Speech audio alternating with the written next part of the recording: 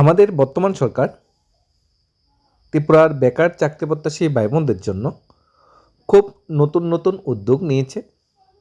গত ৮ বছরে ত্রিপুরা সরকার 20,885খানা শূন্যপদে সরাসরি নিয়োগ করেছে, যেখানে এ ক্যাটাগরিতে 983 জন অফিসার, বি ক্যাটাগরিতে 729 জন অফিসার, গ্রুপ সি ক্যাটাগরিতে 15,288, গ্রুপ সি ক্যাটাগরিতে post graduate teacher, graduate teacher, under graduate teacher, lower division clerk, যেটা জিআরবিটির মাধ্যমে ছিল।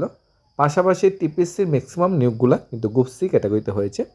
গ্রুপ ডি ক্যাটাগরিতে 3,885খানা, এর মধ্যে জিআরবিটি কিন্তু আছে। এই সবগুলো চাকরি গত ৮ বছরে ত্রিপুরা সরকার দিয়েছে। ডাবল ইঞ্জিনের সরকার দিয়েছে, যেটা যুব সমাজের কাছে উন্নয়নের মূল চাবিকাঠি।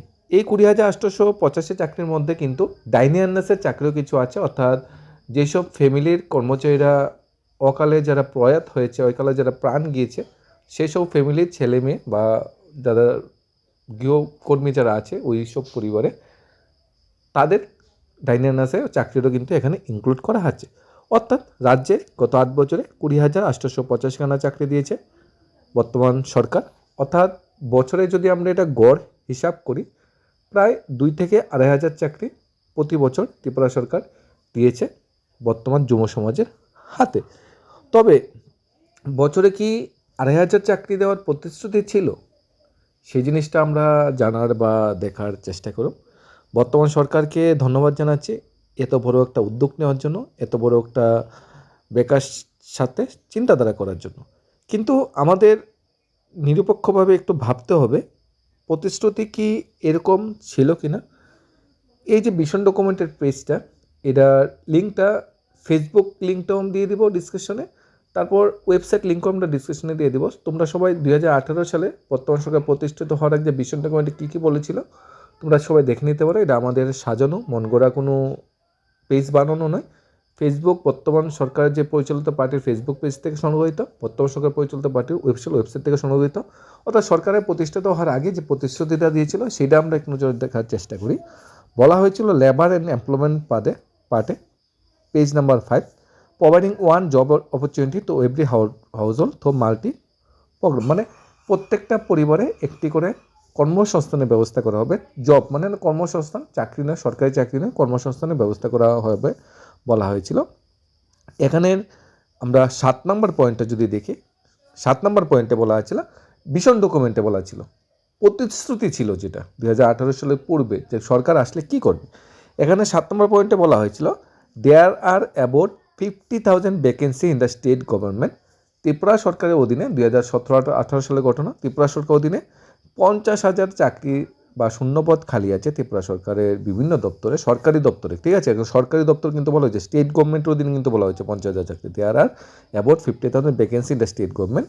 We will fill up all this vacancy within a ইয়ারে আমরা এই ভ্যাকেন্সিগুলি ফিল আপ করবো থ্রু এ ট্রান্সপারেন্সি প্রসেস। অর্থাৎ আমরা যদি সরকারে প্রতিষ্ঠিত হই তাহলে এক বছরের মধ্যে আমরা সেই 50,000 ভ্যাকেন্সি ফিল আপ করবো, 50,000 শূন্যপদ পূর্ণ করব। সেই ছিল ভিশন ডকুমেন্টের প্রতিশ্রুতি। এখন ভিশন ডকুমেন্টে আদৌ কীরকম প্রতিশ্রুতি ছিল কিনা সেটাও আমরা দেখে নিই। এই যে ভিশন ডকুমেন্ট, যার ওয়েবসাইট লিঙ্কটা আমরা দিয়ে দেবো, এখানে যেটা বলা হয়েছিল আমরা দেখে নিই। প্রথম বছরে কত হাজার চাকরি দেওয়ার প্রতিশ্রুতি ছিল। আমরা ডাইরেক্ট 5 নম্বর পেজে চলে যাই। এই যে 5 নম্বর পেজে বলা ছিল 50,000 চাকরি দেওয়া হবে, ওই ভ্যাকেন্সিগুলি উইদিন এ 1 ইয়ার মধ্যে ট্রান্সপারেন্সির মাধ্যমে ফিল আপ করা হবে। অর্থাৎ মার্চ 2018 সাল থেকে মার্চ 2019 সালের মধ্যে এই ভ্যাকেন্সিগুলি ফিল আপ করা হবে। তারপরও যখন সরকার প্রতিষ্ঠিত হয় তখন দেখতে পাওয়া যায় যে সরকারের আর্থিক পরিস্থিতি এত ভালো ছিল না। বিগত সরকার অনেকগুলো ঋণ রেখে গিয়েছিল এবং তাছাড়া করোনা বা অনেকগুলা ফ্যাক্টরস কাজ করেছে। আর্থিক পরিস্থিতি, করোনা, ডাবল ইঞ্জিন সেন্ট্রাল থেকে সেগুলো টাকাও আসছিল না।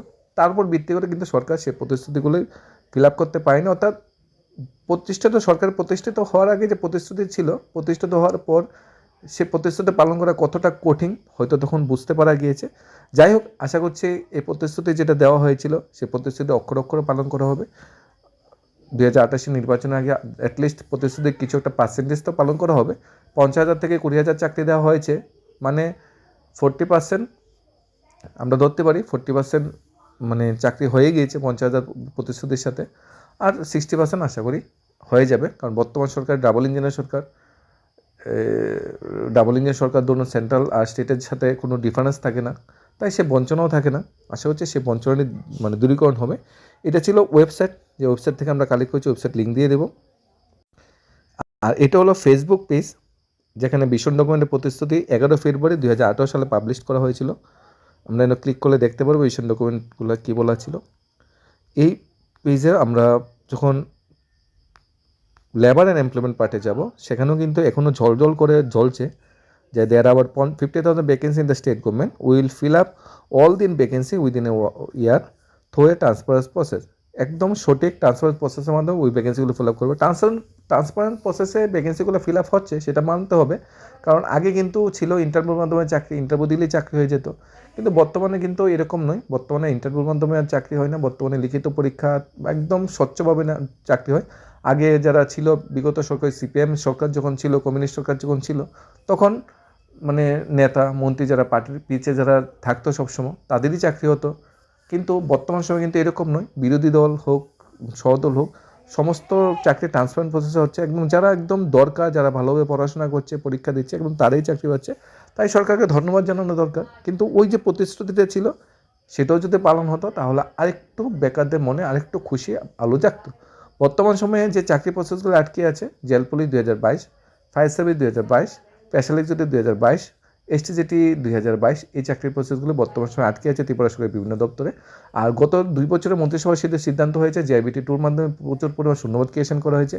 এসআই, ফরেস্ট গার্ড, ফরেস্টার, তাছাড়া যে আমাদের শিক্ষা দপ্তরে অনেকগুলো পোস্ট ফিল আপ করার সিদ্ধান্ত হয়েছে, স্বাস্থ্য দপ্তরে অনেকগুলো পোস্ট ফিল আপ করার সিদ্ধান্ত হয়েছে, কনস্টেবল নিয়োগের সিদ্ধান্ত হয়েছে, টিএসআর 2টা ব্যাটালিয়ন করা হবে সেটা সিদ্ধান্ত হয়েছিল। যাক, এই প্রতিশ্রুতিগুলি যেগুলি মন্ত্রিসভার সিদ্ধান্ত হয়েছে গত 2-3 বছরে, সেগুলো যদি অক্ষরে অক্ষরে পালন করা হয়, তাহলে মেকারদের মাঝে আরেকটু খুশির হাওয়া বইতো। পাশাপাশি যে প্রতিশ্রুতি ছিল, সেই প্রতিশ্রুতি যদি কিছু একটা পার্সেন্টেজ আরেকটু পালন করা যেত, তাহলেও বেকার খুশিতে হতো।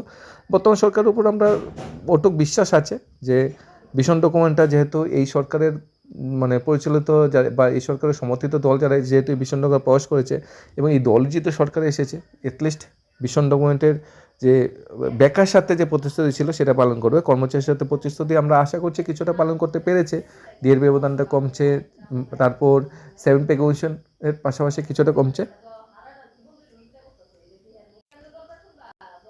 এই এই মানে সিস্টেমে আশা করছি আরও প্রতিশ্রুতি কিছু পালন করবে, এবং সরকার নিজেদের মতো করে গুছিয়ে নেবে। 2018 সালের নির্বাচনের পূর্বে বেকার চাকরি হতে সে ভাই বোনদের জন্য বেশ কিছু নতুন জব অপরচুনিটি নিয়ে আসবে, সেটা ফায়ার সার্ভিস হোক, জেল পুলিশ হোক, কিংবা জিআইবিটি হোক, যাতে চাকরি হতে সে ভাই বোনরা আরেকটু বেটারভাবে নিজের লাইফটা প্রতিফলিত করতে পারে, নতুন নতুন চাকরির দরজায় যাতে নিজেকে প্রতিষ্ঠিত করতে পারে। ধন্যবাদ সবাইকে।